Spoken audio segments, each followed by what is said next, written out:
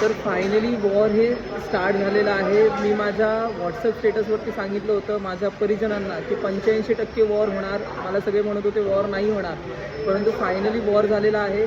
आणि मागच्या वेळेस जेव्हा भारताने ऑपरेशन सिंदूर जेव्हा केलं होतं, त्या सिंदूरच्या अंतर्गत फक्त त्यांनी सांगितलं होतं की आम्ही फक्त आणि फक्त टेररिस्टच्या वरती ॲक्शन घेत आहोत ना, की आम्ही युद्ध करत आहोत. परंतु पाकिस्तानाने, जे आधीच भिकारी देश आहे, त्याने याला युद्धामध्ये घेतलं आणि पाकिस्तानाकडून युद्ध हा सुरू झालेला आहे.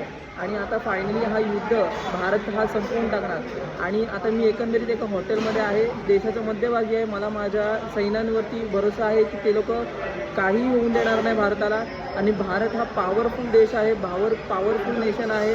म्हणून मी बिनधास्त निश्चिंत होऊन हॉटेलमध्ये जेवत आहे. तुम्ही पण चिंता करू नका. हे बघा, गुलाबजामुन खातो मी, तर गुलाबजामुन वगैरे खातो. तर चिंता करण्यासारखं काही नाही आहे. परंतु वर्दळ ठिकाणी जाऊ नका आणि जास्तीत जास्त घराच्या बाहेर फिरण्याचं टाळा आणि घराच्या आत राहा.